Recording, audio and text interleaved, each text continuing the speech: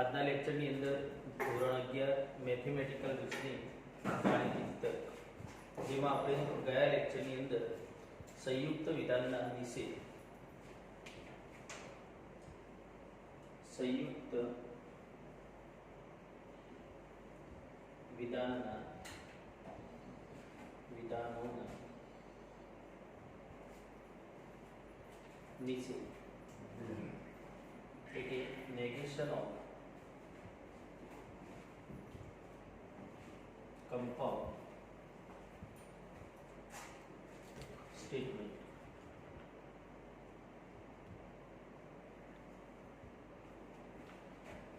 સંયુક્ત વિધાનના નિષેધો.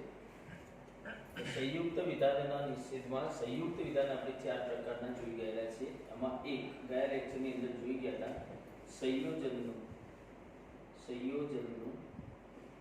નિષેધ એટલે કે negation of p સંયોજન q. તો p સંયોજન q નું નિષેધ શું થાય? તો ગયા લેક્ચરની અંદર આપણે જોઈ ગયા કે બંને વિધાનોનું નિષેધ અને સંયોજનનું થઈ જાય વિયોજન. એટલે કે નિષેધ p વિયોજન નિષેધ q.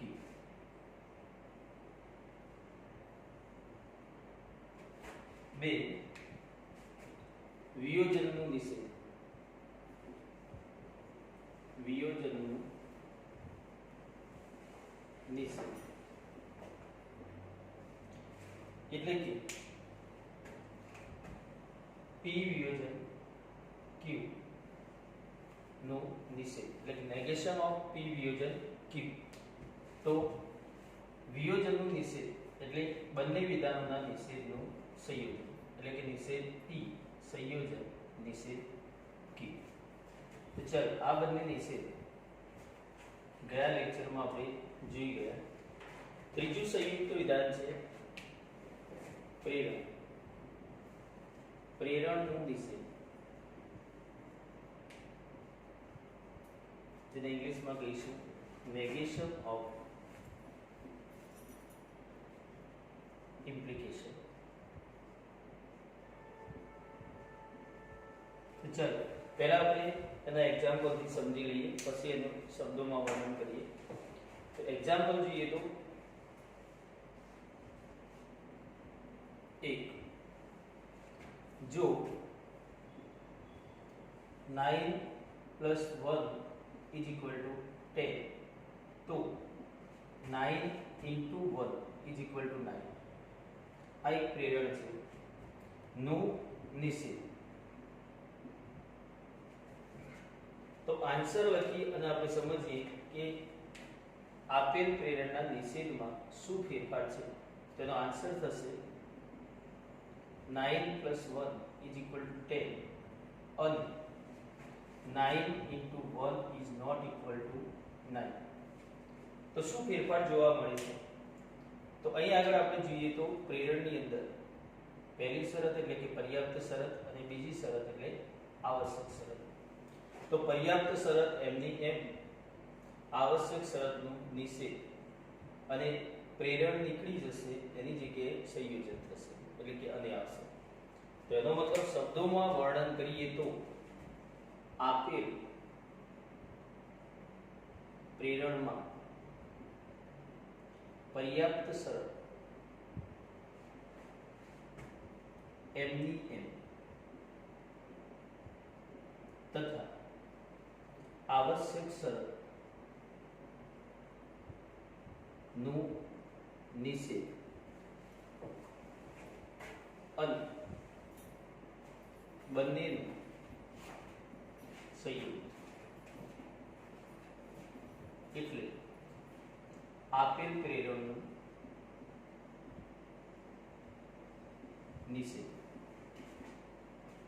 ચલો એકવાર ફરીથી વાત કરીએ તો આપેલ પ્રેરણ એટલે કે અહીં આપણને એક પ્રેરણ આપેલ છે. જો 9 + 1 = 10 તો 9 × 1 = 9.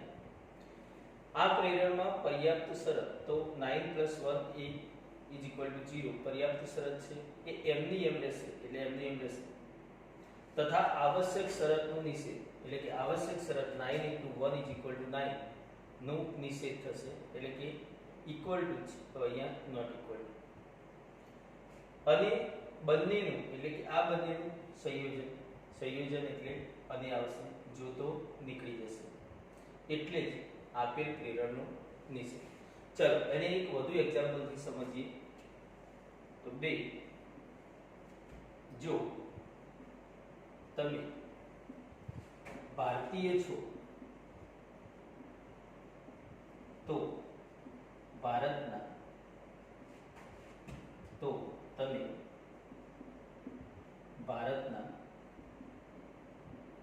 નાગરિક છો નો નિષેધ. ચલો તો વિધાન કયું આપ્યું છે? તો પ્રેરણ જોતો છે અને તેનો નિષેધ કરવું છે. તો નિષેધ શું થશે? તો અહીં આગળ બે શરતો આપેલ છે. જો તોની વચ્ચે જે છે એ પર્યાપ્ત શરત અને તો પછીની આવશ્યક શરત. તો આનો નિષેધ થશે પર્યાપ્ત શરત એમની એમ તમે ભારતીય છો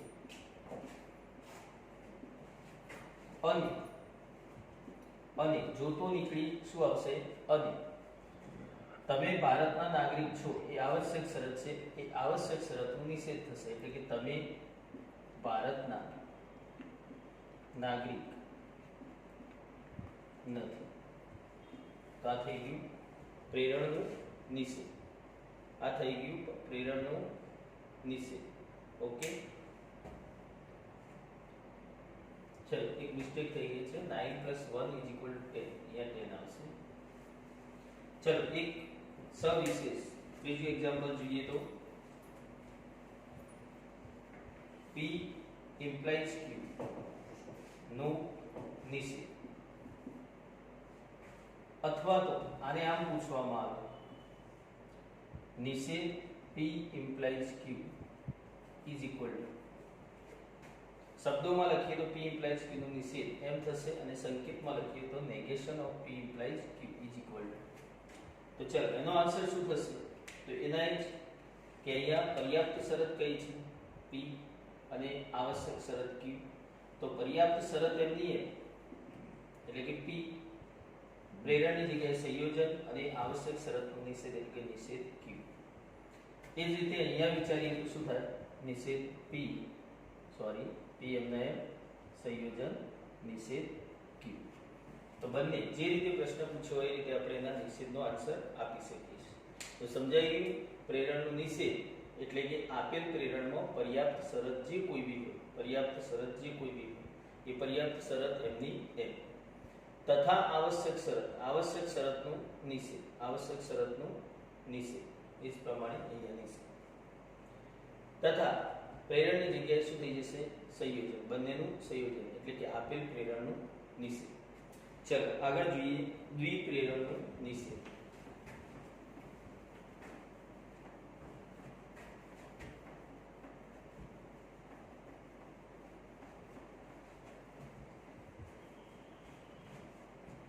ચલો તો પ્રેરણમાં શું થઈ ગયું? પ્રેરણના નિષેધમાં negation of P implies Q = P સંયોજન negation Q. ચલો હવે ચોથું સંયુક્ત વિધાન દ્વિપ્રેરણ નો નિષેધ એટલે કે negation of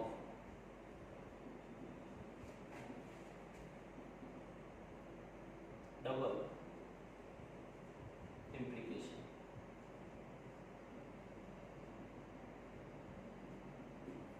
ચલો એનો નિષેધ સમજીએ પહેલા સમજી લઈએ કે દ્વિપ્રેરણ શું છે. દ્વિપ્રેરણે શું છે એના માટે એક નોટ યાદ રાખીશું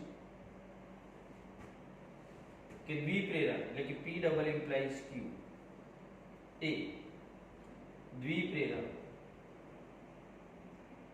એ બે પ્રેરણનું સંયોજન છે. નોટ યાદ રાખીશું દ્વિપ્રેરણ એ બે પ્રેરણનું સંયોજન છે. પ્રશ્ન ઘણી વખતે પૂછાય છે કે P double implies Q = blank. એટલે કે ખાલી જગ્યા. તો એનો આન્સર આવશે કે દ્વિપ્રેરણ એ બે પ્રેરણનું એટલે કે P ઇમ્પ્લાઇઝ Q અને Q ઇમ્પ્લાઇઝ P નું સંયોજન છે. P ઇમ્પ્લાઇઝ Q અને Q ઇમ્પ્લાઇઝ P નું સંયોજન છે. તો નોટ આપણે બરાબર રીતે યાદ રાખીશું. ચલો હવે જોઈએ દ્વિપ્રેરણનું નિષેધ. તો એને સમજવા માટે એક્ઝામ્પલ જોઈશું. ચલો તો કેવું એક્ઝામ્પલ? ચલો P સંકેતમાં આમાં પહેલા સંકેતમાં જોઈએ છે કે negation of P double implies Q is equal to, પહેલા તો આપણે સમજીશું કે નિષેધ એમના એમ રહેશે. દ્વિપ્રેરણે શું છે? દ્વિપ્રેરણે શું છે? તો અંદરની વાત આપણે કરીશું. પહેલા દ્વિપ્રેરણ તેને જોઈ રહ્યા અહીંયા આપણે કે દ્વિપ્રેરણ એ બે પ્રેરણનું સંયોજન છે. તો પહેલા દ્વિપ્રેરણ એ બે પ્રેરણનું સંયોજન છે એ લખીશું. P ઇમ્પ્લાઇઝ Q સંયોજન Q ઇમ્પ્લાઇઝ P. હવે જો જોવામાં આવે તો નિષેધ ન જોતા અંદરની બાજુએ જોવામાં આવે તો અંદર શું છે?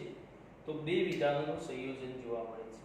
આ બે વિધાનોનું સંયોજન અને એ બે વિધાનોના સંયોજનનું નિષેધ એટલે કે સંયોજનનું નિષેધ. સંયોજનના નિષેધમાં જુઓ તો શું જોવા મળે છે કે બંને વિધાનોના નિષેધનું વિયોજન એટલે કે અહીંયા બંને વિધાન કયા જોવા મળે છે?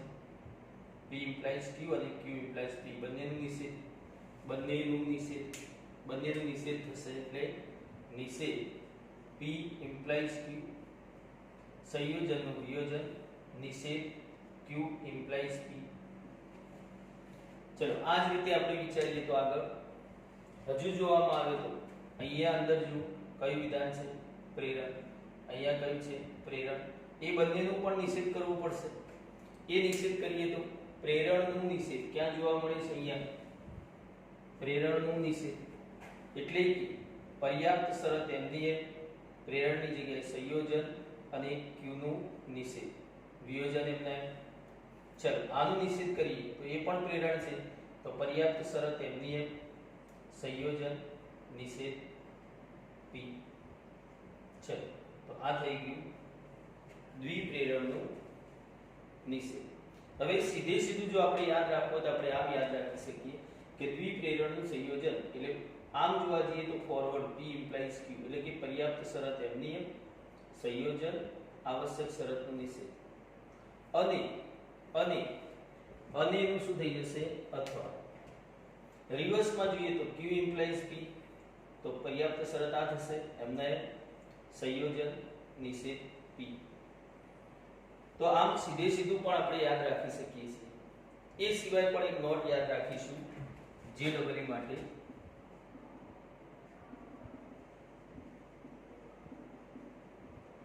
જી મેન્સ માટે એક નોટ યાદ રાખીશું કે P ડબલ ઇમ્પ્લાઇઝ Q નો નિષેધ બરાબર કોઈ પણ એક શરતનો નિષેધ કરવામાં આવે તો પણ દ્વિપ્રેરણનું નિષેધ કહેવાશે. એને સમાનાર્થી છે. તો સમાનાર્થી કયા થાય? તો નિષેધ P ડબલ ઇમ્પ્લાઇઝ Q અથવા તો P ડબલ ઇમ્પ્લાઇઝ નિષેધ Q. તો JEE માટે આપણે આ નોટ સીધી યાદ રાખીશું. એ સિવાય એ પણ યાદ રાખીશું કે જ્યારે દ્વિપ્રેરણ દૂર થતું નથી તો નોટ યુઝ થશે અને દૂર થાય છે તો આપણે આ પ્રમાણે કે P એમના એમ Q નું નિષેધ અને અથવા Q એમના એમ P નું નિષેધ વચ્ચે આવે. ઓકે ચલો એકાદ એક્ઝામ્પલ જોઈએ છીએ. પછી એને શબ્દોમાં વર્ણવીએ. ચલો એક્ઝામ્પલ 2 + 3 જો 2 + 3 = 5 તો અને તો છે 2 × 3 = 6 નો નિષેધ. ચલો તો આનું આપણે સીધું કરીએ તો શું થશે? તો સીધું નિષેધ આના પ્રમાણે ચાલીએ છીએ. તો પર્યાપ્ત શરત, આવશ્યક શરત રિવર્સ લઈશું ત્યારે પર્યાપ્ત શરત અને આવશ્યક શરત. તો એનો આન્સર થશે 2 + 3 = 5. પર્યાપ્ત શરત એમની એમ. જો તો અને તો જ નીકળી અને શું આવશે? અને આવશ્યક શરતનો નિષેધ એટલે કે 2 × 3 = 6. અથવા અને નું નિષેધ થયું અથવા. હવે રિવર્સ લઈશું તો રિવર્સમાં શું? 2 × 3 = 6. પર્યાપ્ત શરત થઈ ગઈ એમના એમ. અને આવશ્યક શરત થઈ ગઈ 2 + 3 = 5. તો શું કહીશું? 2 + 3 = 5. તો બે વસ્તુ આપણે અહીંયા ખાસ યાદ રાખીશું કે એક આ નોટ છે કે દ્વિપ્રેરણ એ બે પ્રેરણ તથા P double implies Q is equal to P implies Q સંયોજન Q implies P. તેમજ J double E માટે આપણે આ પણ યાદ રાખીશું કે P double implies Q નું નિષેધ એ આપણે સીધું લખી શકીએ. કઈ રીતે? તો કોઈ પણ એક શરતનું નિષેધ કરવામાં આવે એટલે કે અહીં જોઈએ તો પર્યાપ્ત શરતનું એકલું નિષેધ કરવામાં આવે તો પણ એ દ્વિપ્રેરણનું નિષેધ કહેવાશે. એમ આવશ્યક શરતનું નિષેધ કરવામાં આવે તો પણ એ દ્વિપ્રેરણનું નિષેધ કહેવાય.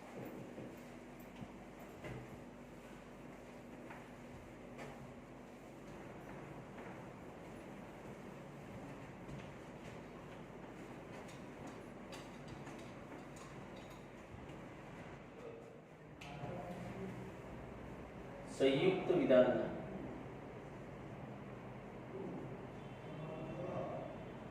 નું નામ સત્યાર્થતા કોષ્ટક અને નિયમ વિશે જોઈશું. ઇંગ્લિશમાં વાત કરીએ તો ટ્રુથ ટેબલ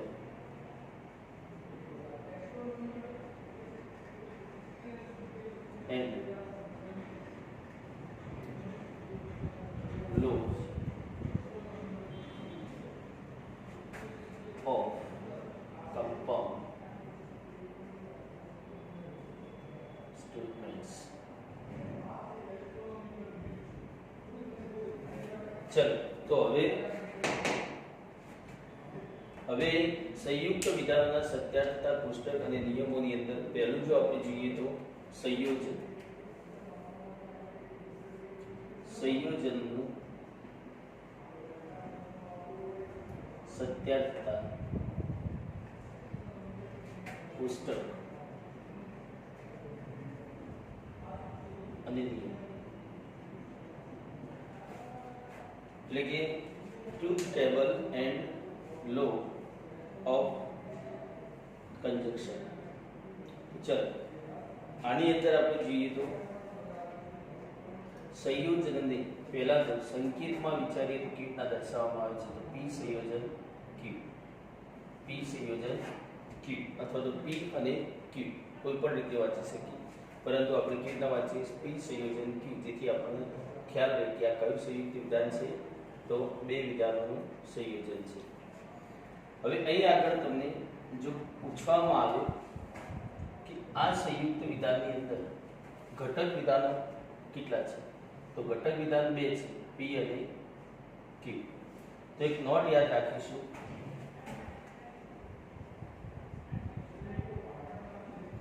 ઘટક વિધાનો પરથી વિકલ્પોની સંખ્યા વિકલ્પો કોને કહે છે? તો R ની, એટલે R ની સંખ્યા પણ આપણે બોલી શકીએ બરાબર 2 નંબર ઓફ ઘટક વિધાનોની સંખ્યા. ચલો તો વિકલ્પોની સંખ્યા માટે આપણે આ સૂત્રને યાદ રાખીશું, 2 નંબર ઓફ ઘટક વિધાનોની સંખ્યા. ચલો આ નોટ આપણે યાદ રાખીશું.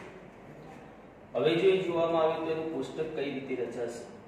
તો કોષ્ટક રચવા માટે નોર્મલી વિચારીએ કે એક જ વિધાન એવું પણ કોષ્ટક હોઈ શકે, બે વિધાન હોય, P અને Q એવું પણ કોષ્ટક હોઈ શકે, અને ત્રણ વિધાન P Q R. તો કોષ્ટક કઈ રીતે રચાશે? તો આપણે એક જ વિધાનની વાત કરીએ તો એક વિધાન કેવું હોઈ શકે? તો એક વિધાન માટે આપણે એવી વાત કરી શકીએ કે એ વિધાન કાં તો સાચું કાં તો ખોટું, બે જ શક્યતાઓ હોય. કેટલી શક્યતાઓ? બે. સ્તંભ એક રચાશે, વિકલ્પો બેની એક ઘાત, એક વિધાન છે તો બેની એક ઘાત એટલે કે બે વિકલ્પો રચાશે. અને એ બે વિકલ્પોમાં શક્યતા કે એક કોઈ પણ વિધાન હોય તો સાચું હોય કાં તો ખોટું હોય એટલે કે ટ્રુ હોય અથવા તો ફોલ્સ. આ જ રીતે બે ઘટક વિધાન, તો સ્તંભ બે રચાશે, પરંતુ વિકલ્પોની સંખ્યા એટલે કે આની સંખ્યા બેની બે ઘાત, બે ઘટક વિધાન હોવાથી બેની બે ઘાત, અને બેની બે ઘાત એટલે 4. તો વિકલ્પો કેટલા રચાશે? 4. ચલો, તો અહીંયા સત્ય મૂલ્ય કઈ રીતે મૂકીશું? તો બે ઘટક વિધાન હશે ત્યારે એવું બનશે કે બંને સાચા હોય, બંને ખોટા હોય, એક સાચું હોય, એક ખોટું હોય. એટલે કે આપણે આ રીતે પહેલા સ્તંભને પૂરીશું. 1 2 3 4 ચાર વિકલ્પો હોય તો એના અડધા કરીએ તો 2T અને 2F. બીજા સ્તંભમાં જઈશું ત્યારે એનાથી પણ અડધા કરીશું એટલે 1T 1F 1T 1. આ જ રીતે જો ઘટક વિધાન 3 હશે તો સ્તંભ 3 રચાશે,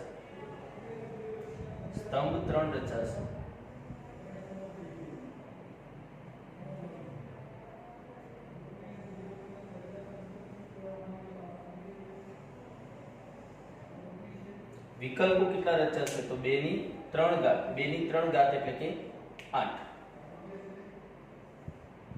1 2 3 4 5 6 7 અને 8. ચલો, અહીંયા સત્ય મૂલ્ય કઈ રીતે આપણે પૂરીશું? તો અહીંયા વિકલ્પો કેટલા છે? 1 2 3 4 5 6 7 અને 8. તો 8 ના અડધા કરીએ તો કેટલા થશે? 4. મતલબ પહેલા સ્તંભની અંદર 4T અને 4F લઈશું.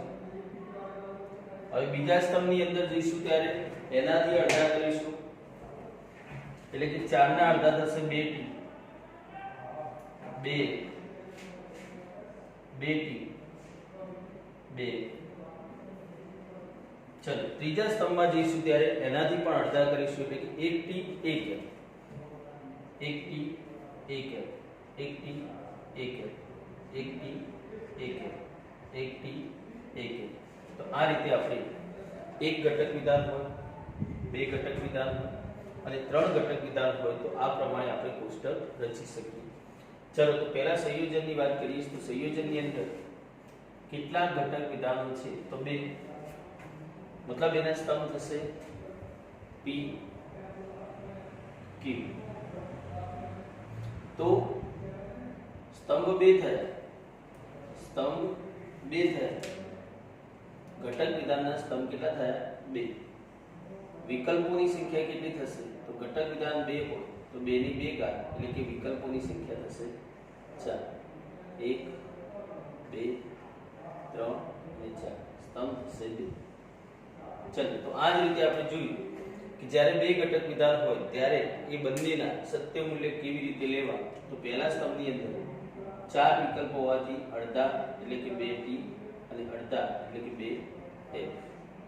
બીજા સ્તંભની અંદર એનાથી અડધા એટલે 1T 1F 1T 1F. હવે કોનું સત્યાત્મક કોષ્ટક મેળવીએ છીએ? તો P સંયોજન Q. તો ચાલો P સંયોજન Q નો સ્તંભ લઈશું. તો P સંયોજન Q નો સ્તંભ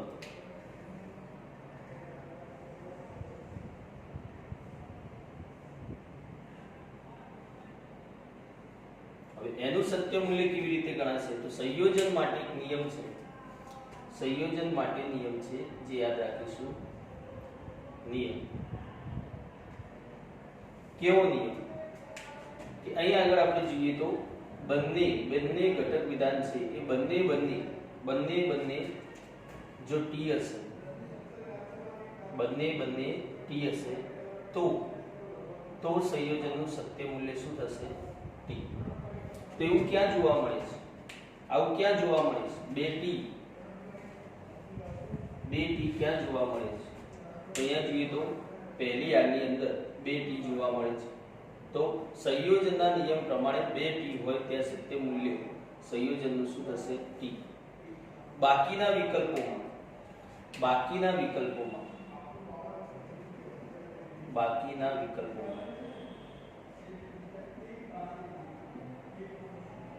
f થાય. એટલે કે બાકીના વિકલ્પો મતલબ કે ઓછામાં ઓછું એક વખત f, જી બે વખત ટી નથી, ઓછામાં ઓછું એટલે એક વખત f હોય અથવા તો બંને વખત f હોય તો તેનું સત્ય મૂલ્ય થશે f.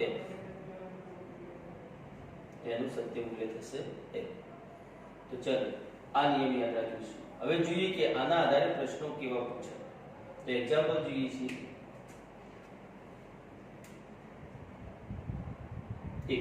એક માર્ક્સમાં ખાલી જગ્યા પૂછાય કે જો p સત્ય અને q અસત્ય તો p સંયોજન q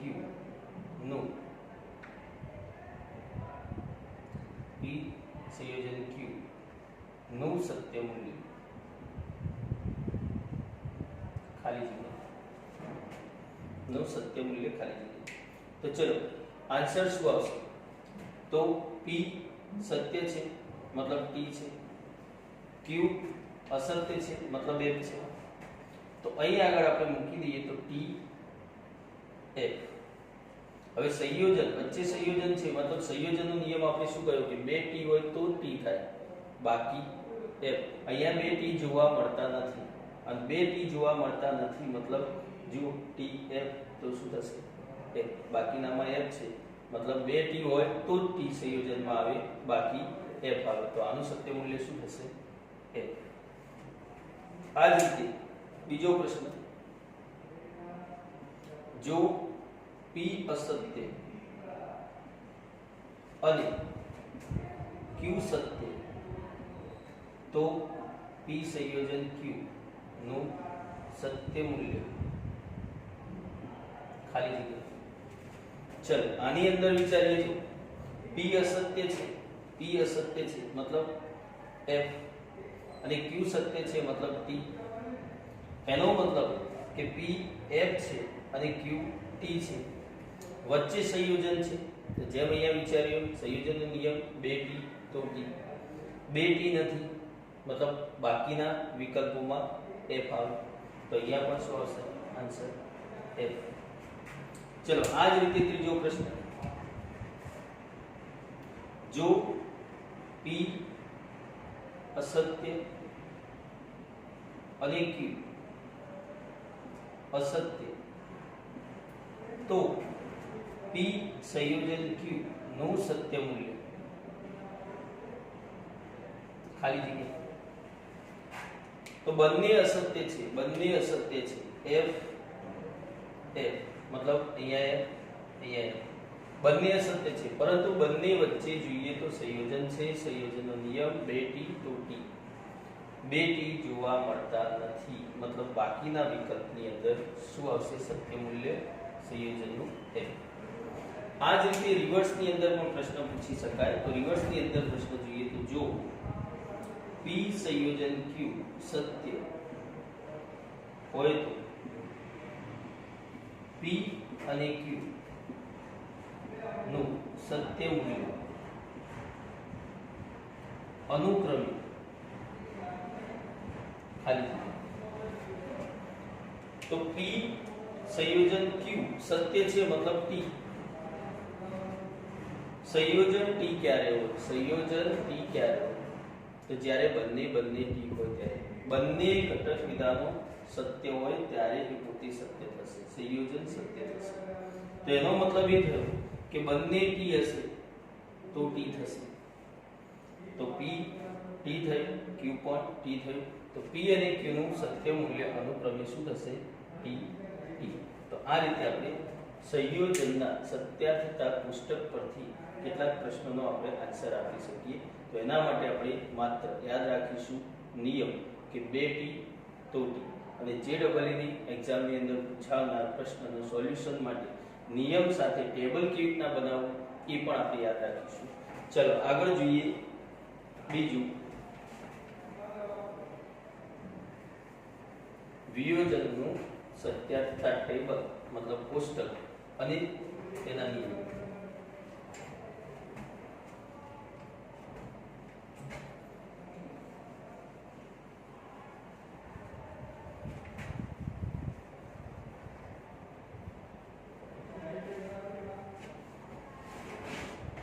चलो 2 વિયોજનનું સત્યાર્થતા કોષ્ટક અને નિયમ. ચલો વિયોજનનું સત્યાર્થતા કોષ્ટક અને નિયમ. ઇંગ્લિશમાં વાત કરીએ તો truth table and law of વિયોજન મતલબ ડિસજંક્શન, એટલે કે truth table and law of disjunction. ચલો તો ડિસજંક્શન એટલે કે વિયોજનને સંકેતમાં કેવી રીતના બતાવવામાં આવે છે? તો p વિયોજન q. ચલો તો આનું કોષ્ટક બનાવવા માટે પૂછવામાં આવે કે અહીંયા p વિયોજન q એ સંયુક્ત વિધાન છે. આ સંયુક્ત વિધાનમાં કયા બે ઘટક વિધાનો છે? ચલો હું બોલી ગયો છું. કયા ઘટક વિધાનો છે? તો p અને q. મતલબ ઘટક વિધાનોની સંખ્યા કેટલી છે? 2. અને 2 હોય તો વિકલ્પોની સંખ્યા એટલે કે 2 ની 2 ઘાત મતલબ 4 થશે. અને સ્તંભની વાત કરીએ તો ઘટક વિધાનોના સ્તંભ કેટલા થશે? 2, p અને q. તેમજ સંયુક્ત વિધાનોનો સ્તંભ જેનું આપણે સત્ય મૂલ્ય મેળવવું છે, p વિયોજન q. તો આ ત્રણ સ્તંભ વિકલ્પો કેટલા રચાશે? તો 2 ની 2 ઘાત, જે બાજુમાં આપણે નોટ લખેલી છે એ સૂત્ર પ્રમાણે 2 ની 2 ઘાત એટલે કે વિકલ્પો બનશે 4.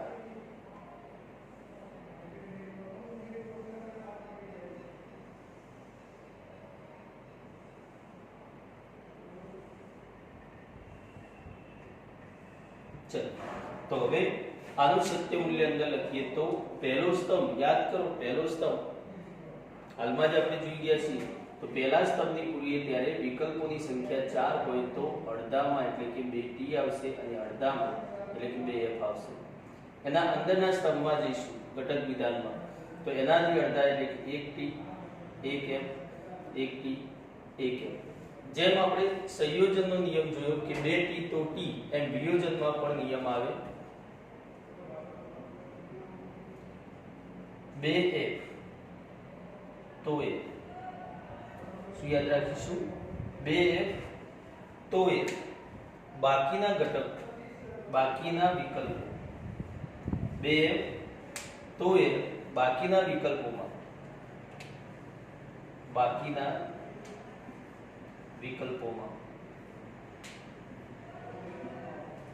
t થાય.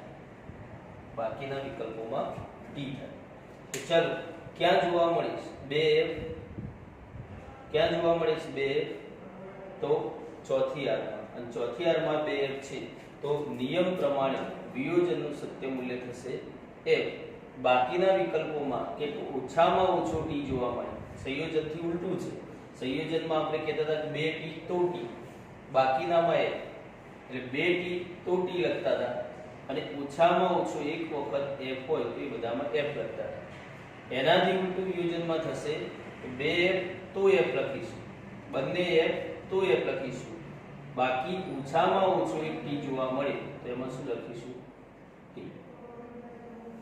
તો બંનેના નિયમ કઈ રીતે યાદ રાખીશું? સંયોજન છે તો 2t તો t, અને વિયોજન છે તો 2f તો f, બાકીનામાં t.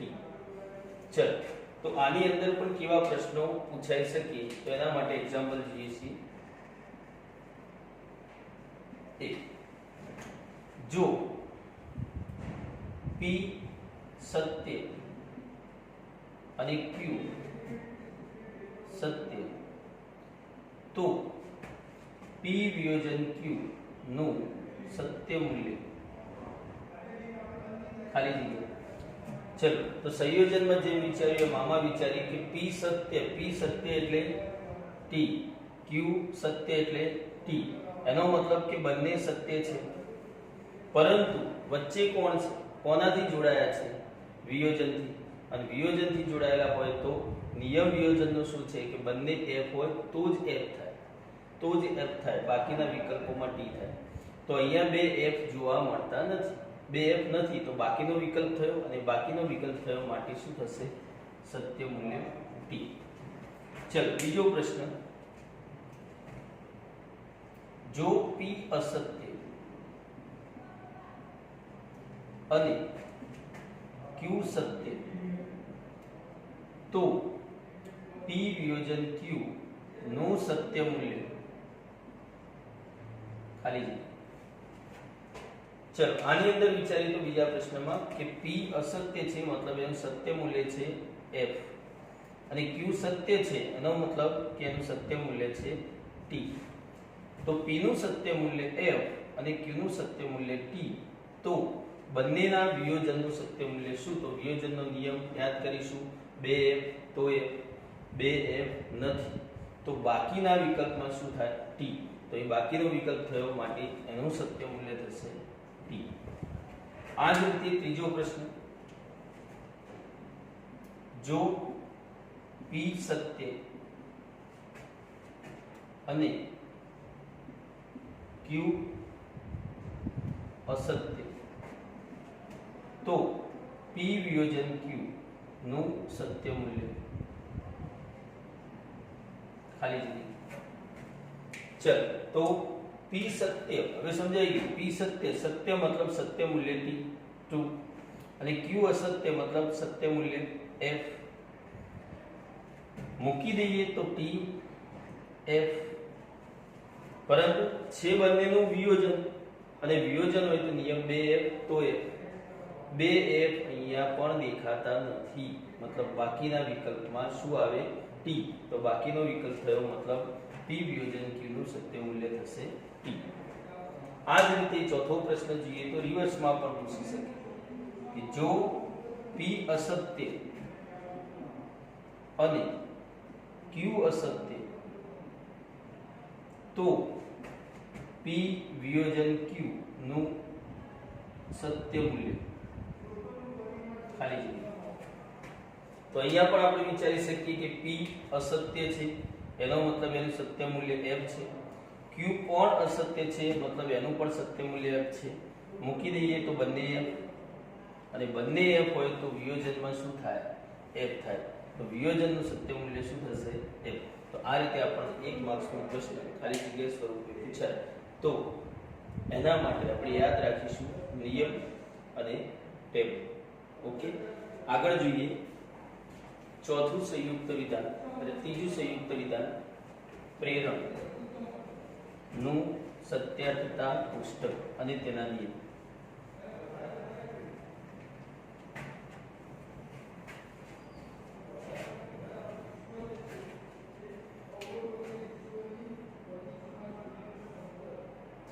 પ્રેરણ નું સત્યાર્થતા પુસ્તક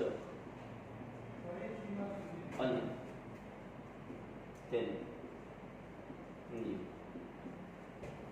ચલો પ્રેરણનું સત્યાર્થતા પુસ્તક અને તેનો નિયમ એટલે કે truth table and law of implication. તો પહેલું જે સંયોજનમાં જોયું કે P સંયોજન Q ઊંધો V, વિયોજનમાં જોયું કે P વિયોજન Q સીધો V. એમ પ્રેરણની અંદર સંકેતમાં P ઇમ્પ્લાઇઝ Q અથવા તો કોમ્પિટિટિવ માં P સિંગલ એરો ઇમ્પ્લાઇઝ, બંને રીતે દર્શાવી શકાય, બંને કોના સંકેત છે? પ્રેરણના, જે અગાઉના લેક્ચરોમાં આપણે જોઈ ચૂક્યા છીએ. હવે જો અહીંયા પણ પૂછવામાં આવે કે ઘટક વિધાનોની સંખ્યા કેટલી છે તો 2 અને 2 હોય તો વિકલ્પોની સંખ્યા થશે 2 ની 2 ઘાત એટલે કે 4. સ્તંભ કેટલા થશે તો એક ઘટક વિધાન p ઘટક વિધાન q અને બંનેથી રચાતું પ્રેરણ એટલે કે p implies q. તો સ્તંભ થયા અહીંયા 3. સ્તંભ થયા 3. વિકલ્પોની સંખ્યા કેટલી થશે તો 4. 2 ની 2 ઘાત એટલે કેટલી થશે 4.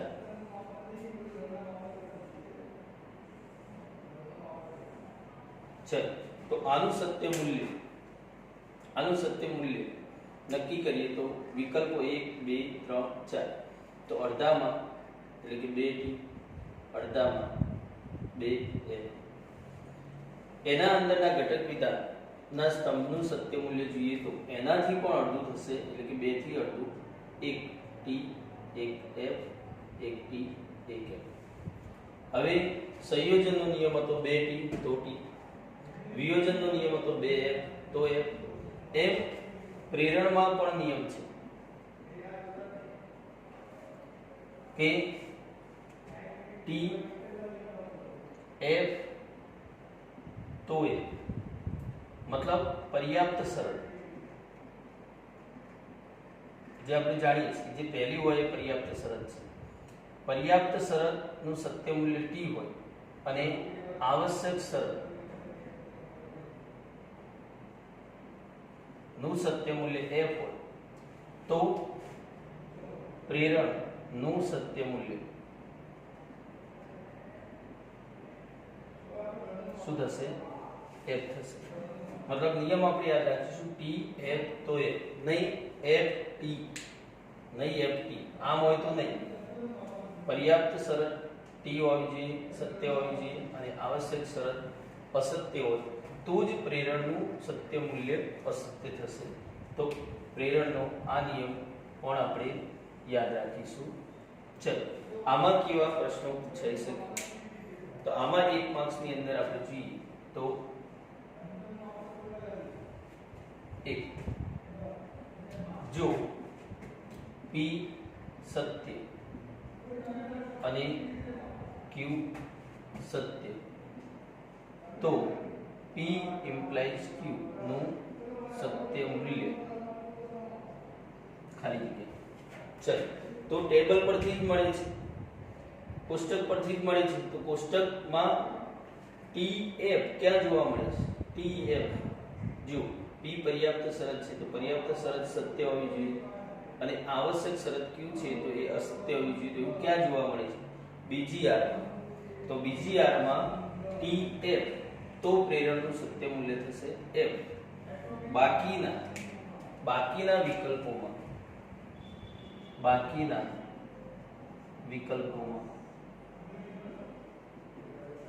t થાય.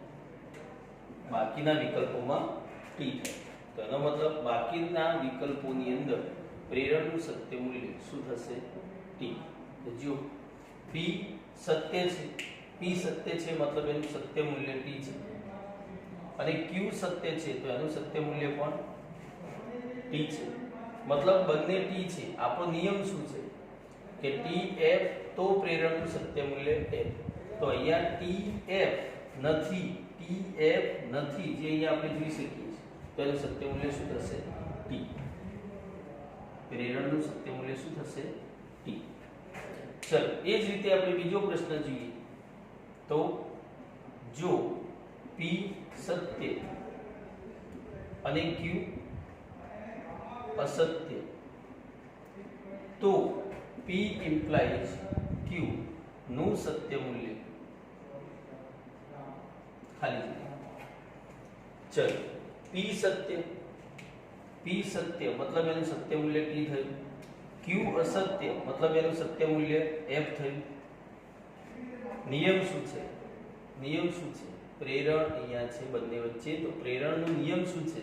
તો પ્રેરણનો નિયમ tf તો પ્રેરણનું સત્ય મૂલ્ય f થશે. मतलब અહીંયા tf મૂકી દેવામાં આવે તો જેમ અહીંયા tt તો tf નહોતું તો શું થયું? બાકીનામાં t થાય જે અહીંયા આપણે જોઈશું. એમ અહીંયા TF છે આ નિયમ પ્રમાણે TF તો પ્રેરણનું સત્ય મૂલ્ય શું થશે F થશે. ચલો આ જ રીતે ત્રીજો પ્રશ્ન, જો P અસત્ય અને Q સત્ય તો P implies Q નું સત્ય મૂલ્ય ખાલી જગ્યા. P અસત્ય એટલે કે P નું સત્ય મૂલ્ય F છે, Q નું સત્ય મૂલ્ય T છે. મૂકી દઈએ તો F T. નિયમ આપણો એવું કહે છે કે અહીંયા T હોવો જોઈએ, અહીંયા F હોવો જોઈએ, તો એનું સત્ય મૂલ્ય F થાય, બાકીનામાં T થાય. તો બાકીનો વિકલ્પ હોવાના કારણે એનું સત્ય મૂલ્ય થશે T. ચલો રિવર્સમાં પ્રશ્ન પૂછે તો કેવો પૂછે? તો જો P implies Q અસત્ય તો P Q નું સત્ય મૂલ્ય અનુક્રમે ખાલી જગ્યા તો ચલો P અસત્ય, P implies Q અસત્ય, P implies Q અસત્ય. અસત્ય મતલબ એનું સત્ય મૂલ્ય છે F. હવે પ્રેરણનું સત્ય મૂલ્ય F ક્યારે હોય? પ્રેરણનું સત્ય મૂલ્ય F ક્યારે હોય? તો F ત્યારે હોય કે જ્યારે એની પર્યાપ્ત શરત T હોય અને આવશ્યક શરત F હોય. એનો મતલબ કે P નું સત્ય મૂલ્ય T અને Q નું સત્ય મૂલ્ય F, તો અનુક્રમે T F થશે. તો આ જ રીતે આપણે પ્રેરણનો નિયમ પણ યાદ રાખીશું. આગળ જોઈએ તો ચોથું સંયુક્ત વિધાન દ્વિપ્રેરક. ચોથું સંયુક્ત વિધાન દ્વિપ્રેરક.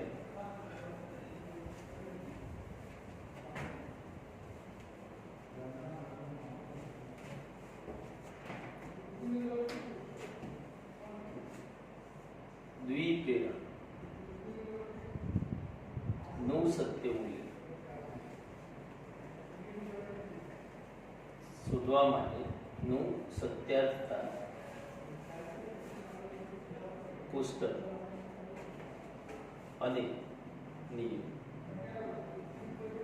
એટલે કે truth table and law of biconditional statement અથવા તો ડબલ ઇમ્પ્લિકેશન જેને સંકેતમાં P ડબલ ઇમ્પ્લાઇઝ Q અથવા તો P single arrow double implies Q બંને રીતે બતાવી શકીએ.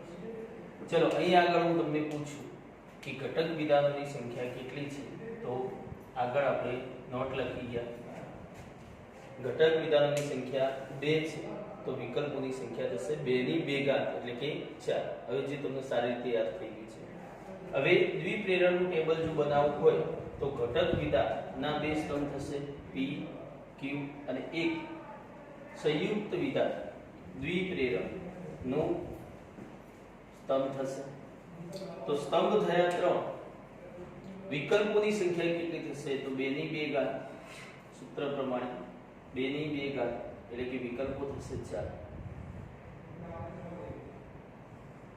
સ્તંભ થશે 3. ચલો આનું સત્ય મૂલ્ય જેમ સંયોજન, વિયોજન અને પ્રેરણમાં જોયું તેમ પહેલો સ્તંભ છે વિકલ્પો 4 છે, તો અડધામાં એટલે કે 2 માં T, અડધામાં 2 માં F. એના પછીના ઘટક વિધાનના સ્તંભની અંદર એનાથી પણ અડધા કરીશું એટલે 2 ના અડધા 1 T 1 F 1 T 1 F. ચલો અહીંયા નિયમ શું યાદ રાખીશું? તો બંને ઘટક વિધાન સત્ય અથવા બંને ઘટક વિધાન F હોય. બંને સત્ય હોય અથવા તો બંને અસત્ય હોય તો જ દ્વિપ્રેરક એટલે કે સંયુક્ત વિધાન કેવું થશે? સત્ય થશે. બાકીના વિકલ્પની અંદર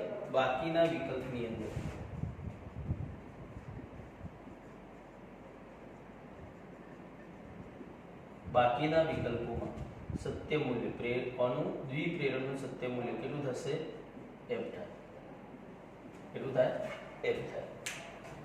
ચલો તો આ નિયમને આપણે દ્વિપ્રેરણ માટે યાદ રાખીશું, 2t તો t અથવા તો 2f તો t। અહીંયા પ્રશ્ન કેવી રીતના પૂછી શકે, તો સેમ એ જ રીતે p સત્ય જો p સત્ય અને q સત્ય તો p ડબલ ઇમ્પ્લાઇઝ q નું સત્ય મૂલ્ય ખાલી જગ્યા। ચલો એને સમજવા માટે નિયમ પ્રમાણે જોઈએ તો 2t તો t એવું ટેબલમાં ક્યાં જોવા મળે છે, પહેલી આરમાં, અથવા તો બંને f તો t ક્યાં જોવા મળે છે, ચોથી આરમાં તો t। બાકીના વિકલ્પોમાં પ્રેરણ દ્વિપ્રેરણનું સત્ય મૂલ્ય શું થશે, f, એટલે બાકીના બંનેમાં f થશે। ચલો p સત્ય છે, p સત્ય છે એટલે કે એનું સત્ય મૂલ્ય t છે, q સત્ય છે એનું સત્ય મૂલ્ય t છે। બંને t તો t એ આપણો નિયમ છે કે બંને સત્ય હોય તો દ્વિપ્રેરણનું સત્ય મૂલ્ય, એટલે કે બંને t હોય તો દ્વિપ્રેરણનું સત્ય મૂલ્ય શું થશે, t થશે। આ જ રીતે બંને અસત્ય હોય, જો p અસત્ય અને q અસત્ય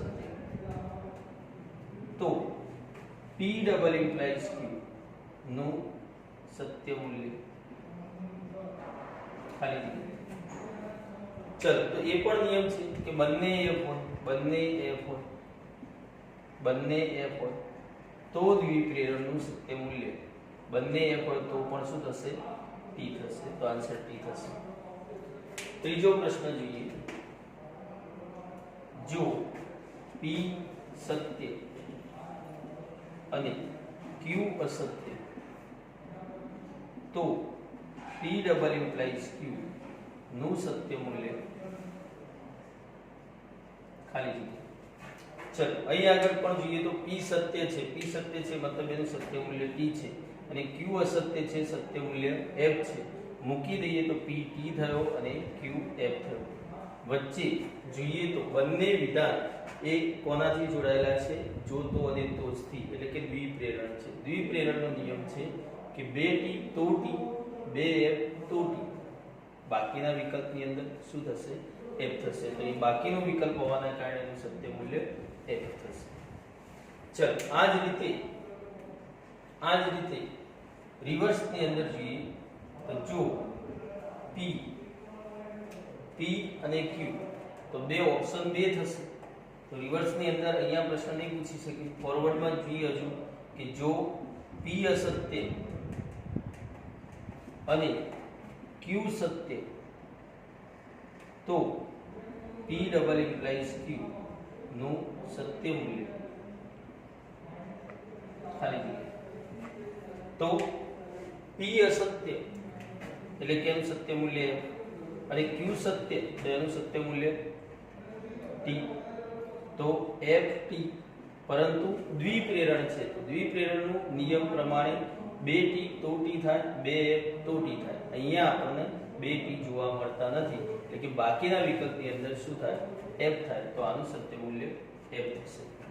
તો આપણે આ જ રીતે સંયુક્ત વિધાન જે ચાર પ્રકાર છે, સંયોજન, વિયોજન, પ્રેરણ અને દ્વિપ્રેરણ ના સત્યાર્થતા કોષ્ટક અને નિયમ, ખાસ કરીને નિયમ ટેબલ બનાવતા આવડવું જોઈએ, અને ખાસ કરીને નિયમ, તો નિયમ શું હતા તો ફરીથી એકવાર યાદ કરી લઈએ કે સંયોજનનો નિયમ શું, તો સંયોજનનું સત્યાર્થતા મૂલ્ય કેવી રીતના નક્કી થશે, તો બંને ઘટક વિધાનનું સત્ય મૂલ્ય t હશે તો તેમના સંયોજનનું સત્ય મૂલ્ય t થશે। એમ વિયોજનમાં બંને ઘટક વિધાનનું સત્ય મૂલ્ય f હશે તો તેના વિયોજનનું સત્ય મૂલ્ય f થશે। એમ પ્રેરણની અંદર જોઈએ તો નિયમ પર્યાપ્ત શરતનું સત્ય મૂલ્ય t હશે અને આવશ્યક શરતનું સત્ય મૂલ્ય f હશે, એટલે કે tf, તો પ્રેરણનું સત્ય મૂલ્ય f થશે। અને એ જ રીતે દ્વિપ્રેરણની અંદર બંને ઘટક વિધાન સત્ય હશે અથવા બંને ઘટક વિધાન અસત્ય હશે તો તો દ્વિપ્રેરણનું સત્ય મૂલ્ય ટી થશે. તો આજના લેક્ચરની અંદર આપણે અહીં સુધી રાખીશું.